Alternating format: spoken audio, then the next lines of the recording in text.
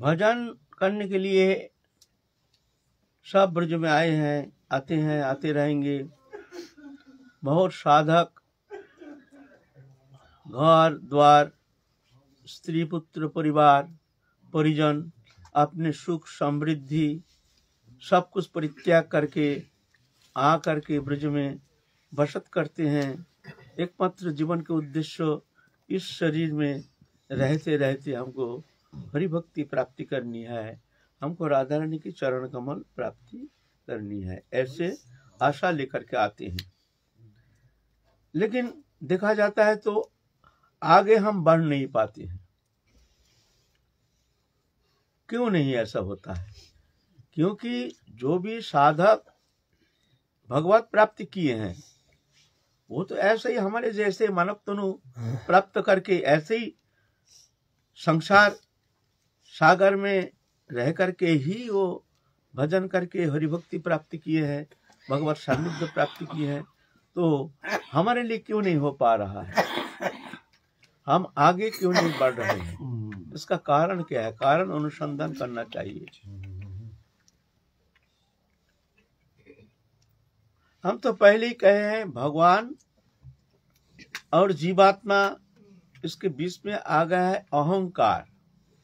अहंकार रूपी आवरण, ये आवरण, ये पर्दा जो है हमको भेद अलग करके रखे हैं हमको भगवान से। वास्तव में भगवान से हमारा अपरिहार्य अखंड नित्य संबंध हो। किसी भी अवस्था में वो संबंध से पलक के लिए विच्युति होना संभव नहीं है, चाहे हम माने या ना माने, हमारे नित्य संबंध।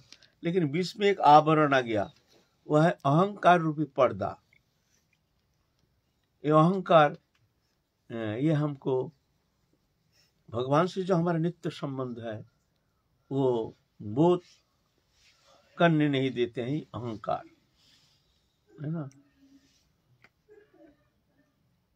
भगवान से हमारा अखंड अविच्छिन्न संबंध, सजातीय विजातीय सगत भेद रहित संबंध। जगत में जितना संबंध है ये प्रकृति से संबंध हेतु वास्तव में आत्मिक संबंध नहीं। लेकिन भगवान से जो हमारा संबंध है वो नित्य एवं आत्म संबंधी है। सजातीय विजातीय सगत भेद रहित। सजातीय भेद है, जैसे मनुष्य मनुष्य में भेद है। ये एक मनुष्य है, हम एक मनुष्य हैं, लेकिन ये अलग है। ये ब्राह्मण है, हम क्षत्रिय हैं, वैश्य हैं, ये शूद्र है, ऐसे हैं। ये मोटा है, हम पतला है, ऐसे शरीर का भेद, इसको ही हम भेद मानते हैं। इसको कहते हैं सजातीय भेद।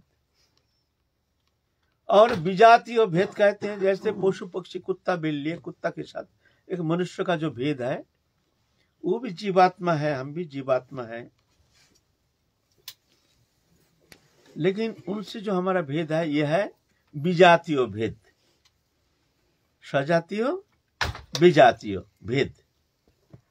और एक सगत भेद।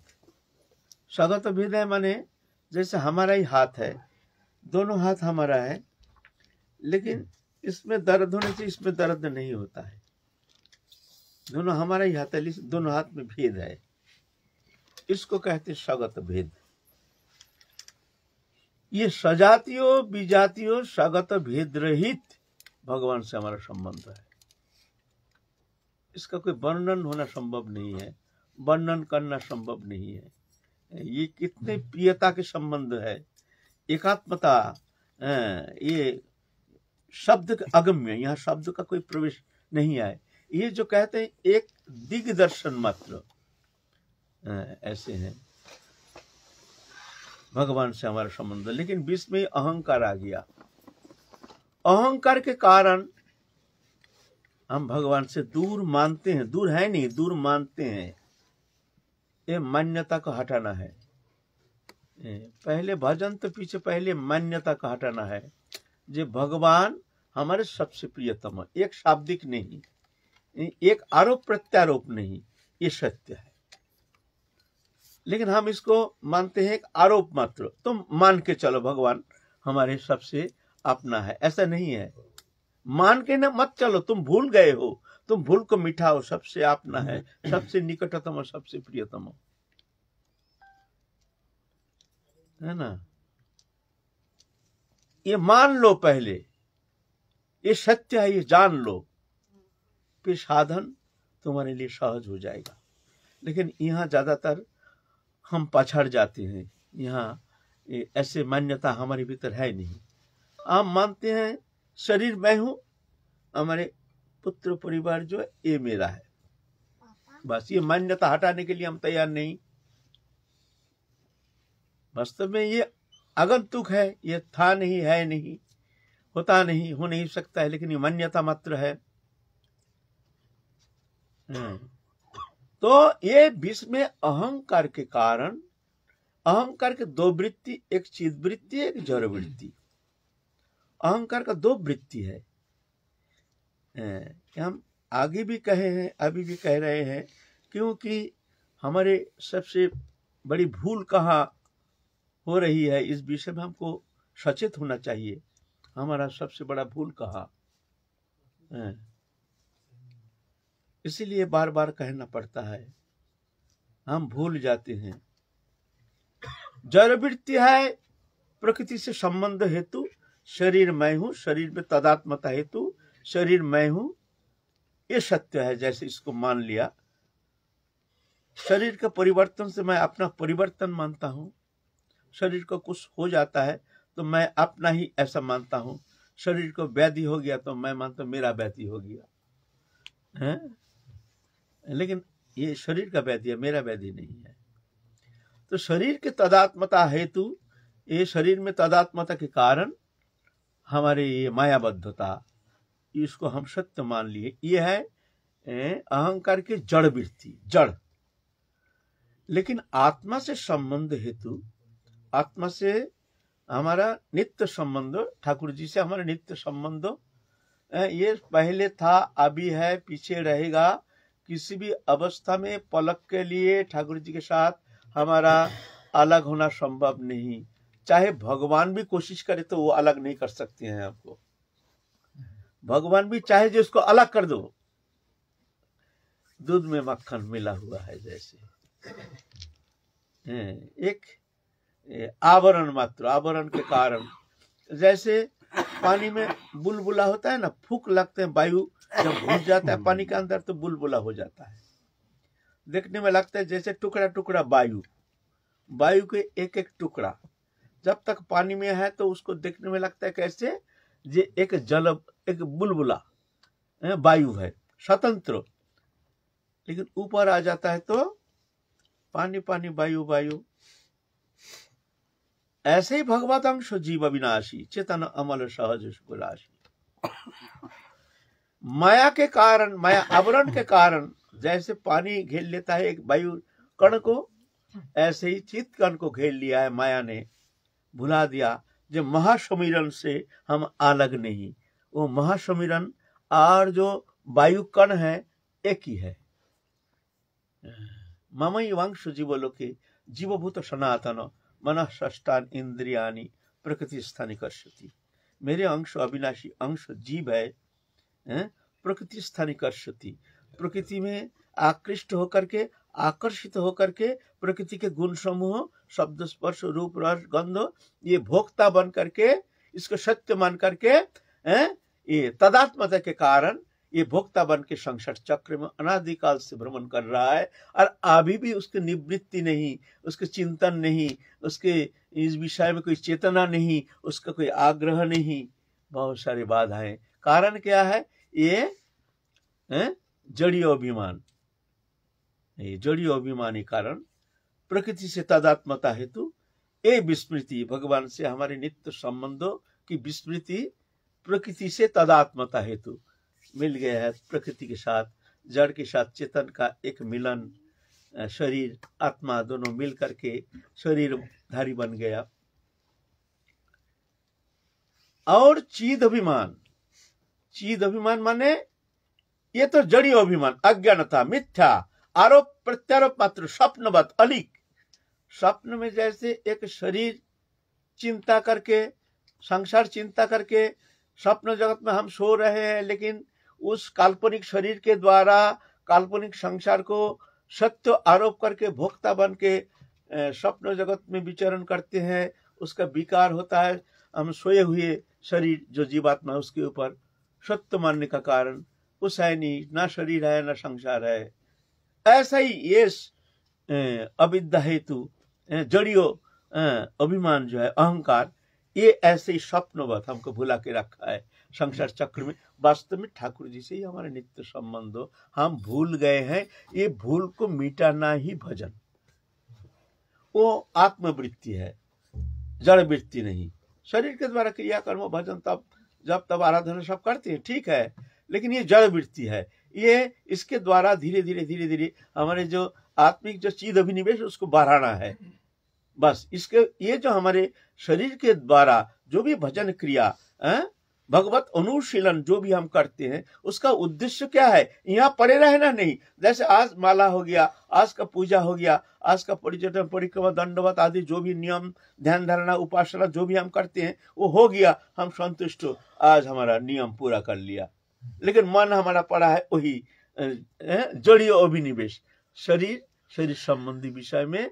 बस इसके सुख सुविधा सोते हुए फिर चिंतन करते, ये करना है, वो करना है, वो करना है, वो करना है, ये नहीं हुआ, वो नहीं हुआ, वो नहीं हुआ, वो नहीं हुआ, भजन तो हो गया।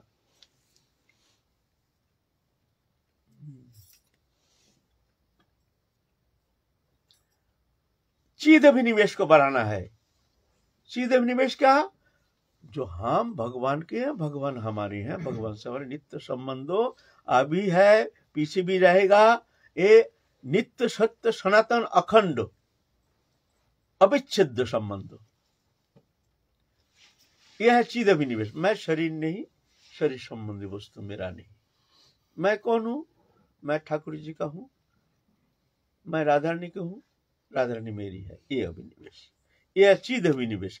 ये चीद अभिनिवेश बढ़ाना है। ये चीद अभिनिवेश जितना बढ़ता जाएगा, जड़ीय अभिनिवेश माने इस शरीर संबंधी देहोदैहिक वस्तु, दृश्यमान जागतिक वस्तु पदार्थ के प्रति जो हमारे अभिनिवेश है, इसके प्रति जो हमारे आकर्षण, सत्यता बोध, इसमें सुख है, यही सत्य है, यह जड़ीय अभिनिवेश। ये जड़ीय अभिनिवेश धीरे धीरे हटता जाएगा।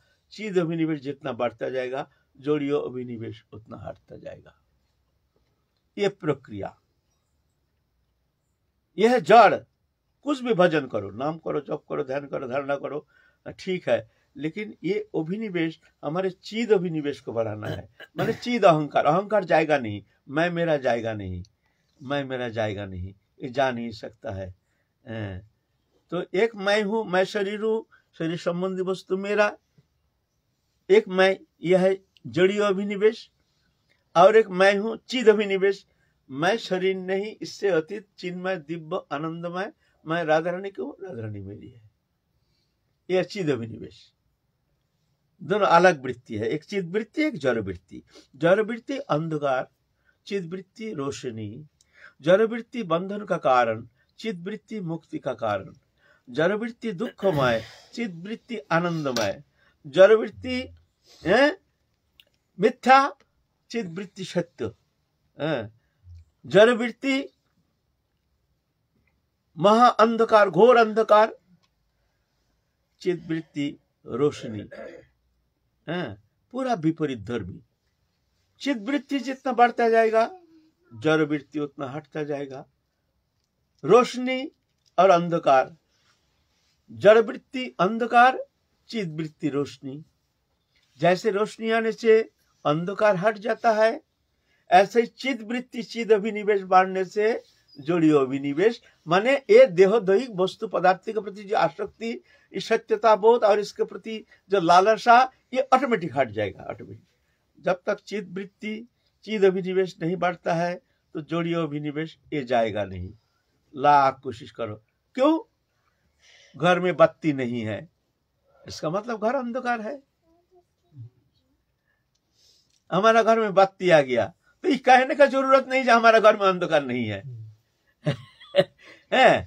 हमारा घर में बत्ती आ गया, या अब ये कहने का ही जरूरत नहीं है तुम्हारा घर में अंधकार है नहीं, और हमारा घर अंधकार है तो ये कहने का जरूरत नहीं तुम्हारा घर में बत्ती नहीं है। ऐसे ही चीज अभिनिवेश बांटने से ऑटोमेटिक ये रहेगा नहीं, ये रहता नहीं, रख नहीं सकते हो, ये मिथ्या है, ये रहता नहीं है, रख नहीं सकते हो, कोशिश करके भी तुम रख नहीं सकते हो। एक भक्त साधु जीवन में ही, जीवन चरित में ही हमने पढ़ा है, एक महात्मा सदगुरु पदाश्रित, बहुत उच्च कोटि के महात्मा, माने ऐसी स्थिति में आ गई जो हर समय एकदम तल्लीनता, तन्मयता, भगवत चिंतन में, और शरीर संबंधी विषय में इतने अनासक्त तो कोई कर्म होता ही नहीं। क्यों? कर्म जो करते हैं उसका मूल कारण क्या है? मूल कारण है शरीर में आत्मबुद्धि। शरीर में आत्मबुद्धि के कारण शरीर संबंधी वस्तु में हमारे आसक्ति, शरीर संबंधी आसक्ति के कारण हमारे वस्तु पदार्थ प्राप्ति के लिए हमारे भीतर कामना, कामना के कारण हमारे भीतर इच्छा, जड़ीय इच्छा, प्राप्ति की इच्छा, इच्छा के कारण कर्मचेष्टा, कर्मचेष्टा के कारण हमारे इंद्रिय सब सक्रियता। ये चेन सिस्टम है। ऑटोमेटिकली हमारा, हम कर्म क्यों करते हैं? हमारा कर्म का प्रेरक कौन है? हमारे प्रयोजन बोध, प्रयोजन बोध के कारण ही देवदैहिक वस्तु में आसक्ति, आसक्ति नहीं है तो कर्म भी नहीं करेंगे। अभी अगर हमको कोई ऐसा काम दिया जाए जो भाई प्रतिदिन करोड़ों रुपया आमदनी होगा, तुम ऐसे फैक्ट्री का मालिक बन जाओ, भाई वो तो भयंकर जोर जैसे लागेगा भाई, ये तो हमसे होगा नहीं। क्यों? हमारा आकर्षण नहीं, हमारी इच्छा नहीं, इच्छा नहीं, वो कर्म हमारे द्वारा होना संभव नहीं है। तुम लाख बोलो, कर्म का प्रेरक कौन होता है? हमारी इच्छा, हमारे कामना, हमारी आसक्ति, आसक्ति के कारण हमारे कर्म चेष्टा ये है। कर्म करने के लिए तुमको प्रेरणा की जरूरत नहीं है, तुम्हारी इच्छा, तुम्हारे कामना ही तुम्हारे कर्म का प्रेरक होता है। जो वस्तु के लिए हमारी इच्छा अधिक होती है, वो वस्तु प्राप्ति के लिए तुम्हारे कर्म चेष्टा स्वाभाविक ऐसा ही होगा, तुम खुद ही भागोगे, कहने का आवश्यकता नहीं है। पहले बच्चा पढ़ना नहीं चाहता है, उसका बोध नहीं है हमको पढ़ना है, लेकिन एक समय आता है जो 14-14, 15-15, 16-16 घंटा पढ़ता है, हायर एजुकेशन जब लेता है, मेडिकल साइंस आदि सब अध्ययन करता है, तो क्या होता है? उसको हमको पास करना है भाई, हमको अध्ययन करना है। क्यों? उसका प्रयोजन बहुत जग जाता है, हमको प्रयोजन है, प्रयोजन है, प्रयोजन है। भजन करते हैं, भाई हमारा समय नहीं, क्या करें बाबा, संसार में ऐसे फंसे हुए हैं, स्त्री पुत्र परिवार लेके, आप तो बाबा जी आपके लिए क्या है, भजन ही करना है, हमारा समय होता नहीं, क्या करें, भजन होता नहीं, कोशिश करते हैं, होता नहीं है। होगा कैसे? तुम्हारा प्रयोजन बोध जागा नहीं। प्रयोजन बोध जाग जाएगा जो इस मानव जीवन में, इस शरीर रहते रहते अगर हमारी भगवत प्राप्ति नहीं हुई तो इतनी भारी भूल हो जाएगा कि ना जाने फिर कितना जन्म हमको माया चक्र में, काल चक्र हमको कहां से बहा के कौन जोनी में फेंक देगा, कहां ले जाएगा, ये तो अनादि अथा अनंत कोई गारंटी है? कितना बड़ा भूल, कितना बड़ा अपॉर्चुनिटी तुमको मिल गया, एक मानव तो मिल गया, लेकिन यूटिलाइज नहीं हो रहा। क्यों नहीं हो रहा? हमारा प्रयोजन बोध जगह नहीं, प्रयोजन बोध ही जगह नहीं। झूठ बोलने से क्या होगा? तुम्हारा प्रयोजन बोध, हमारा संसार है, स्त्री है, पुत्र है, ये प्रयोजन बोध, इसलिए तुम्हारे कर्म चेष्टा, हमको नौकरी करना, चाकरी करना, बाबा हमारा भजन करने का, माला करने का समय नहीं, और हमारा ये सब झंझट छूट गया, बाबा हमारा बात करने का समय नहीं, आप जाइए पीछे आइए, 5 बजे आइए, हमारा बात करने का समय नहीं, हमारा प्रयोजन बोध। ऐसे तुम्हारा प्रयोजन बोध जग जाएगा, तुम ऑटोमेटिकली तुम भजन करोगे। तो ये चित्त वृत्ति की जागरूकता चाहिए, इसके लिए चाहिए सत्संग। और जड़ वृत्ति तो जाता नहीं, ऐसा नहीं जो जड़ वृत्ति हमारा कहने से ही चला जाएगा, चित्त वृत्ति उसमें हम स्थित हो जाएंगे हमारे स्वरूप में, ऐसा तो संभव नहीं है। कहना सरल है लेकिन वहां पहुंचना तो बहुत कठिन है। ये जाता क्यों नहीं? एक अहंकार हमारे भीतर, एक अहंकार के कारण काम, क्रोध, लोभ, मोह, मत, मात्सर्य आदि सब अवगुण आकर के माया हमको घेर लेता है, जिस कारण ये सब दुष्प्रवृत्तियां हमको घेर लेता है, हम आगे बढ़ नहीं पाते हैं। उसके अंदर एक है अहंकार।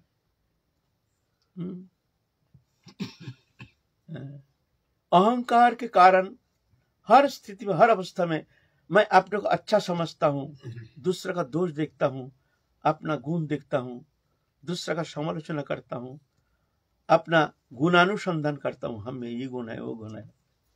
ये अज्ञानता, ये जड़ियों अभिमान के कारण होता है।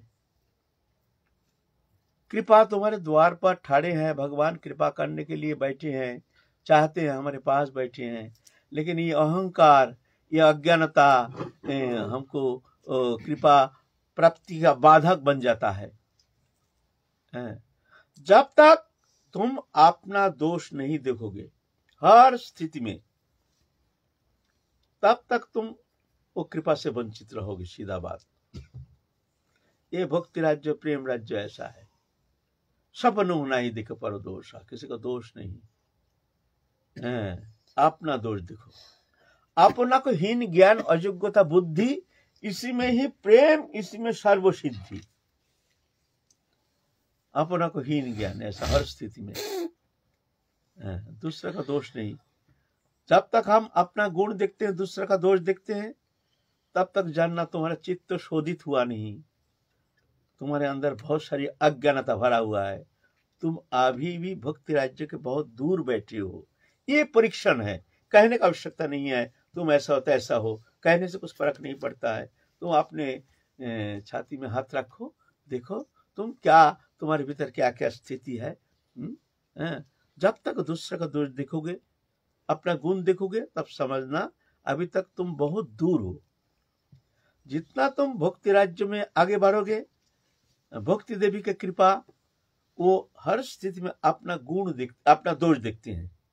हम में ये दोष, हम में ये दोष, हम में ये दोष, हमसे इतना गंदा कोई है नहीं। छोटी सी भूल हो जाती है तो वो बहुत जलन होता है, अरे हमसे ये भूल हो गया, हमारे अंदर अभी भी ये भूल है, हमारे छोटा सा भूल भी उसको बड़ा कष्ट होता है।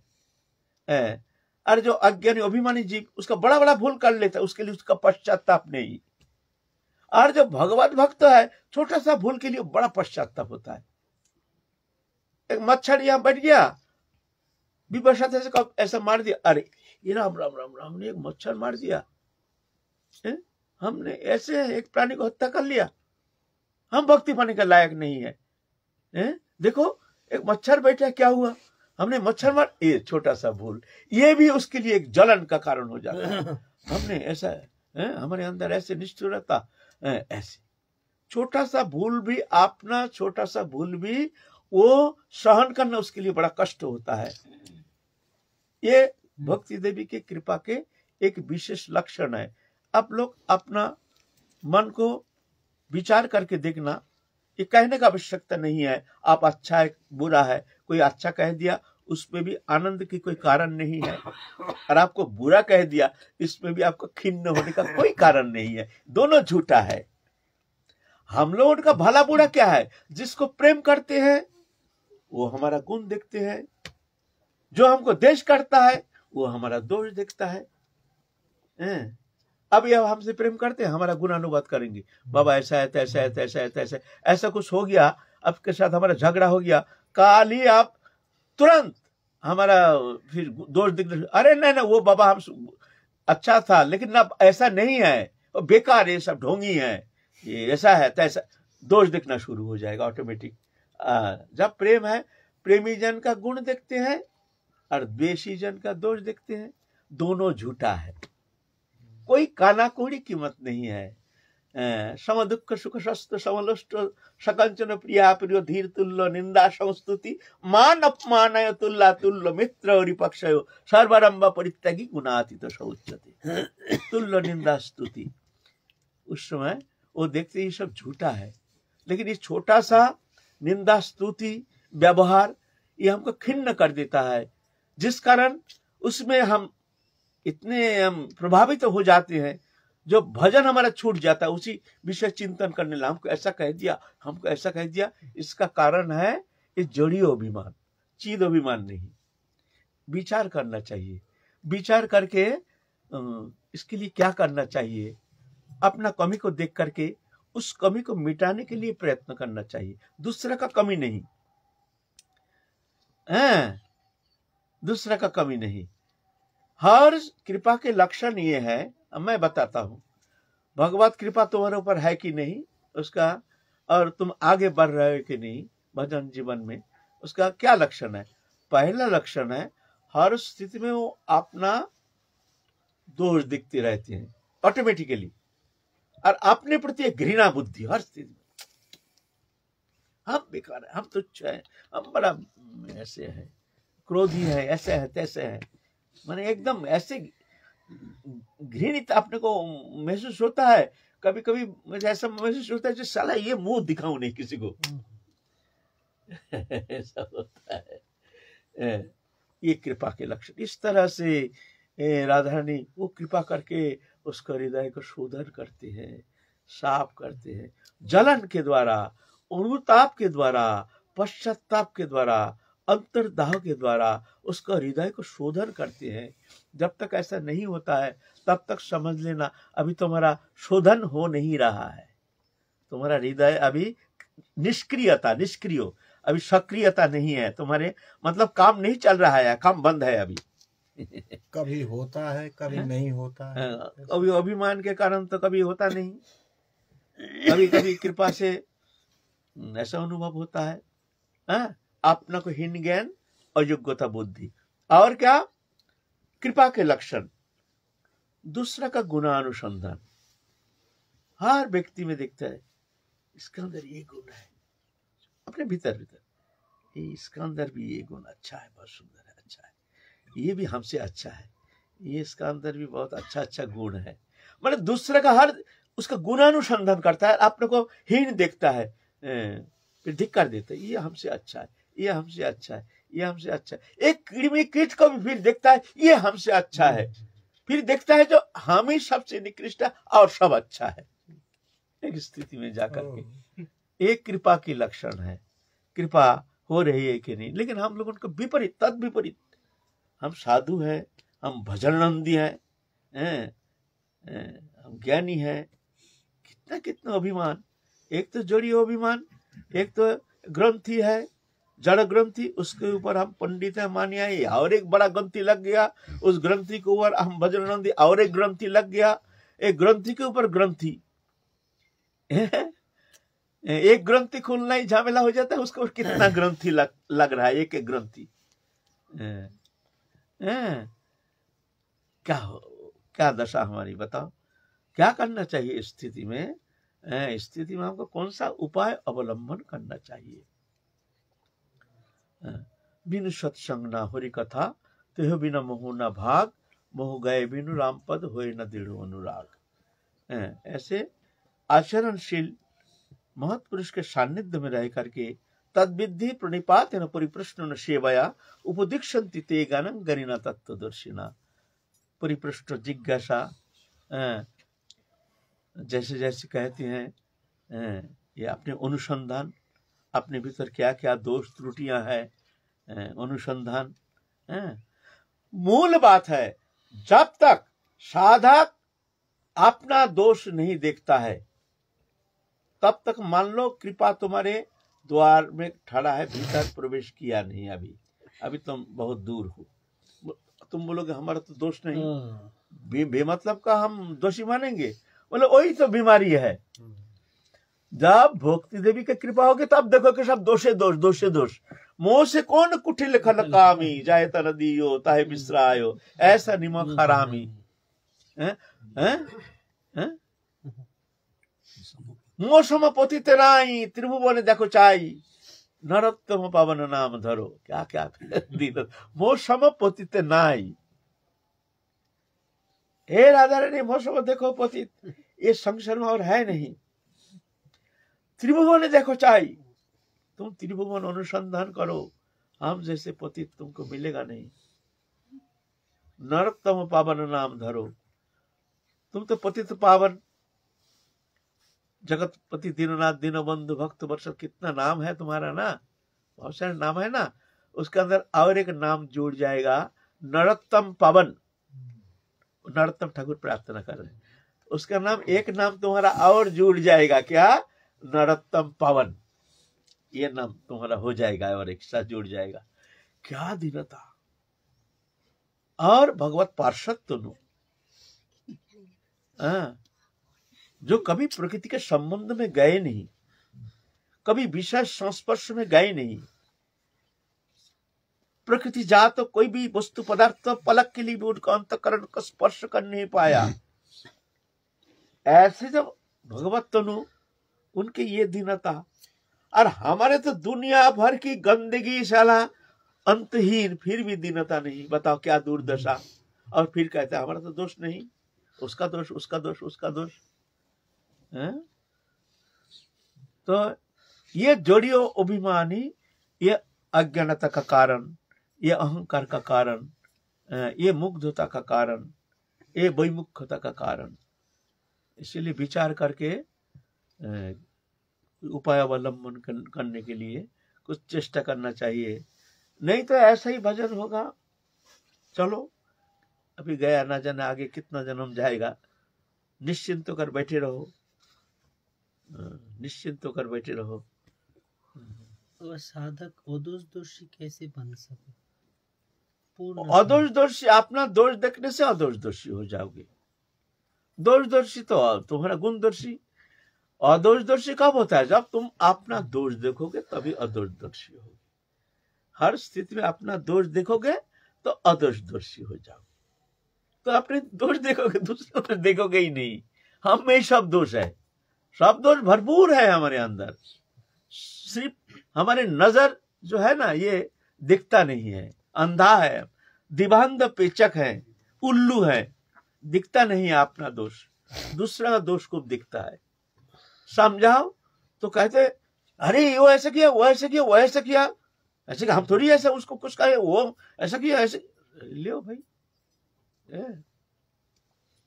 उसका नाम क्या है जो साधक जो कांटा से मारा था? नामदेव। नामदेव ना, तुकाराम। तुकाराम का कहानी है।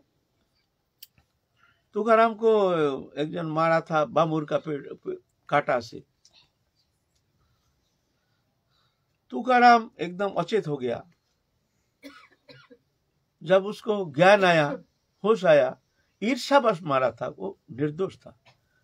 सोचने लगा अरे हमको ये क्यों मारा, कारण क्या है? ये तो पागल नहीं, परिचित आदमी था वो, जो मारा था वो परिचित ब्राह्मण था। अभी बोलेंगे तो समय लग जाएगा, इसीलिए हम सिर्फ दृष्टांत तो दे रहे हैं। और एक दिन आलोचना करेंगे तुकाराम के जीवन संबंध में। बहुत ही हमारे लिए अनुशीलनीय, आचरणीय विषय है। क्यों? ऐसे महापुरुष के जीवन चरित ही हमारे लिए आलोक वर्तिका है, जिस आलोक लेकर के हम सामने आगे बढ़ने के लिए प्रयत्न कर सकते हैं, है ना। विचार, हमको क्यों मारा है? जरूर हम हमारे कारण ये दुखी हो गया है हमारे कोई आचरण से, नहीं तो हमको मारा क्यों? तो हम इनको दुखी किया है, नहीं तो हमको मारेगा क्यों? हम इसको दुखी किया है तब तो हमारा तो दोष तो हमारा ही है, तो मारेगा ये तो पागल नहीं। अरे ब्राह्मण दुखी हो गया, ब्राह्मण इतना क्रोधित हो गया है, हमको इतना क्रोधित हो गया जो हमको इतना मारा है, भाई ये तो हमारा भजन होगा नहीं। हाय हाय, हम तो एक ब्राह्मण का चित्त को दुखी कर दिया, हे भगवान अब हमारा तो गति नहीं, अब मैं क्या करूं? क्या उल्टा रोते रोते रात मध्य रात्रि सब सो रहे हैं और ब्राह्मण तो सोया नहीं, उसका तो अपराध के कारण तो उसका तो जलन शुरू हो गया। मध्य रात्रि रोते रोते रोते रोते पंडित जी पंडित जी पंडित, खूब रोना शुरू कर दिए। अरे भाई इतना रात में कौन रो रहा है? कौन है भाई तुम? पंडित जी हम तूका है, हम तूका है, पंडित जी हमको क्षमा कर दो, हम तुम्हारे चित्त को इतना दुखी किया, इतना क्रोधित हो गया, हम कौन सा कारण हमने इस तरह से आपको दुखी किया, आप कृपा करके बताइए। बस हम जीवन में ऐसे भूल नहीं करेंगे पंडित जी, हम बहुत अपराधी हैं, आपको चित्त को हमने दुखी किया। देखिए भगवान भक्त तो कैसे होते हैं, बिना कारण। तो फिर दरजा खोल के देखता है तुकाराम, तो फिर उसका मन में चोट लगा, हमने ऐसे एक निर्दोष ऐसे एक संत को हमने मारा ईर्ष्यावश। तो संत तो ऐसे ही होते हैं, हर स्थिति में वो अपना दोषानुसंधान करते हैं, दूसरा का गुणानुसंधान। ऐसे स्थिति जब होती है तो समझ लेना आप प्रभु की कृपा तुम्हारे ऊपर वर्षण हो रहा है, या नहीं तो तुम समझना अभी तुम दूर हो, अभी तुम दूर हो, समय लगेगा। जय जय श्री राधे। उदाहरण दिया जाता है सकारात्मक और नकारात्मक व्यक्ति के लिए, जैसे कि कोई गिलास सकारात्मक है तो वो कहेगा कि आधा गिलास भरा हुआ है, और कोई नकारात्मक है तो वो कहेगा आधा गिलास खाली है। इसी तरह जो नकारात्मक लोग हैं वो सब में दोष ही देखेंगे। तो ऐसे में हम क्या हो गया? विषम गति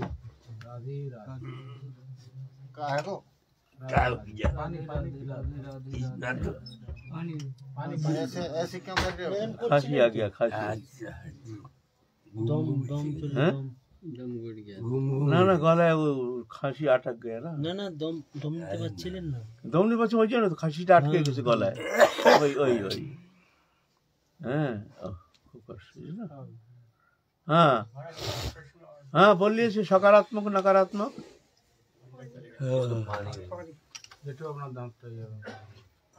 हाँ तो बाबा जो नकारात्मक व्यक्ति होंगे वो तो हर स्थिति में हर किसी के ज्यादातर दोष ही देखेंगे। तो ऐसे में हमको तब भी अपने ही दोष देखने हैं या उनकी संगत से दूर हो जाना चाहिए? देखो तुम दूर हो गए, तुमको पहले देखता है जो ये दोषी है, हम निर्दोष है, इससे दूर रहना चाहिए। भावना देखो तुम्हारा भावना क्या है, ये दोषी है, इससे हमको दूर रहना चाहिए। दूर तो रह रहे हो किंतु भीतर में किंतु तुम्हारा उसके प्रति दोष दृष्टि है, ये चलेगा नहीं। तुमको ये समझना है ये निर्दोष है, लेकिन हमको समझ में नहीं आ रहा है हमसे हम में क्या गलती है, हमको इनसे दूर रहना जरूरी है और अनुसंधान करना चाहिए हमें क्या कमी है, ये क्यों हमारे ऊपर नाराज है। ये विचार सकारात्मक, इसमें पानी है, नकारात्मक नहीं, आधा ये खाली है। बोलो बोलो दीदी बोलो। बाबा अगर जैसे अपना दोष देखता है कोई व्यक्ति, अगर कोई साधक, तो ये देखना भी मतलब सूक्ष्म अभिमान है। अभिमान से तो दोष दृष्टि आती है। कोई बालक, छोटा बच्चा, मासूम बच्चा, वो किसी का दोष थोड़ी देखता है, सभी उसका स्वयं का ही दोष है, ये देखना चाहिए। जो अगर मान लो आपको दोष दृष्टि आती है तो ये समझना चाहिए जो हम में कमी है, इस कारण हमें दोष दृष्टि आ रही है, ये कमी, ये ऐसे मान करके आपने को धिक्कार देना चाहिए। हाँ, उससे दूर तो रहना चाहिए कि हमारा दोष दृष्टि आ रही है, लेकिन धिक्कार देना चाहिए जो हम में ये कमी है, कमी के कारण हम दोष दृष्टि से देख रहे हैं, इसको उसका भूल देख रहे हैं। बाबा मैं ये बोल रही हैं कि क्या ऐसा भी हो सकता है कि कोई अपना ही दोष देखता रहे और उसमें सूक्ष्म अभिमान आ जाए कि मैं तो अपना ही दोष देखता हूँ? देखो ये अभिमान तो जाता नहीं है, ये तो कहीं ना कहीं उसको रहता ही है। थोड़ा सा भगवान के लिए रोते हैं, प्रार्थना करते हैं, अश्रुधारा बह रही है, तो उसमें भी एक सूक्ष्म रूप में, एक भक्ति के रूप में अभिमान वहां बैठा रहता है। हम में तो देखो अश्रुधारा बहती है, हमें तो राधा रानी की बहुत कृपा है, सूक्ष्म रूप में उसको पहचानना बहुत कठिन है। कोई फटा पुराना कपड़ा दिनहीन होकर बैठा है, महाबैरागी, उसको सूक्ष्म अभिमान है। ये लोग तो सब कपड़ा लगता, देखो ये ठंडी के अंदर भी देखो ठंडी नहीं है, देखो कितना कम्बल लगता पहन के, टोपी टापा पहन के बैठा है। ये लोग तो सूक्ष्म अभिमान, मैं बैरागी हूँ, मैं बहुत त्यागी हूँ। ये अभिमान ऐसा है ना, उसको ढूंढ के निकालना पड़ेगा, वो बड़ा खतरनाक है। वो हमारे भीतर रहता है चुपचाप, लेकिन पहचान में आता नहीं है। कभी वो बैरागी रूप धारण कर लेता है, कभी वो भक्त का रूप धारण कर लेता है, कभी वो निर्दोष का रूप धारण कर लेता है। उसको बहुत पहचान बहुत कठिन है। वो नहीं जाता, जाएगा जाएगा जब भक्ति देवी की कृपा होगी तो धीरे धीरे धीरे धीरे हो जाएगा। ऐसा नहीं हुआ है, सबका हुआ है, हमारा भी होगा।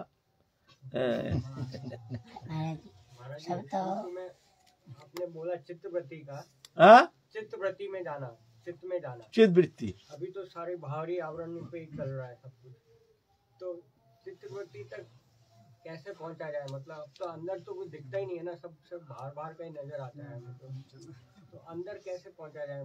ये तो ध्यान धारणा, उपासना, शरणागति शरणागति से तेषां शतयुक्तानां भजतां प्रीतिपूर्वकं ददामि बुद्धि युगं तं येन माम उपजानति थे। मैं बुद्धि देता हूँ जिस बुद्धि के द्वारा वो फिर हमको जान जाता है, वो बुद्धि मैं देता हूँ। कैसे ना, तेषां शतयुक्तानां, हर समय हमसे युक्त रहना, उठते बैठते खाते सोते हमको भूलना नहीं, और जानना जो भी कर रहा हूँ मैं कर रहा हूँ, ऐसे जान करके मेरे ऊपर निर्भरशील हो करके तुम दृष्टा बन के कर्तव्य कर्म करते रहो। तो मैं, भगवान कहते हैं ददामि बुद्धि योगं, उसके भीतर मैं बैठ जाता हूँ, बुद्धि योग मैं प्रदान करता हूँ, जिस बुद्धि के द्वारा वो जान जाता है। ऐसा नहीं, भगवत कृपा करके भगवान ऐसे बुद्धि दे देते हैं जिस बुद्धि के द्वारा फिर हम पहचान जाते हैं। जय जय जय श्री राधे श्याम, निताई गौर हरि बोल। श्रद्धा साधु संग भजन किया तो होता है कि अनर्थ निवृत्ति होता है, कैसे होता है, कैसे होगा अनर्थ निवृत्ति? है तो भगवत इच्छा से जाता है, साधन चेष्टा के द्वारा, शरणागति के द्वारा, भगवत कृपा से बहुत जल्दी नष्ट हो सकता है। अगर ऐसे शरणागत नहीं, बहिर्मुख लोगों का संग रहता है, सत्संग नहीं, साधु संग नहीं, महत सेवा नहीं, महत सानिध्य नहीं, तो बहुत समय लग जाता है। नहीं तो भगवत कृपा से बहुत जल्दी क्षिप्रं भवति धर्मात्मा, क्षिप्रं भवति धर्मात्मा, बहुत जल्दी धर्मात्मा हो जाता है।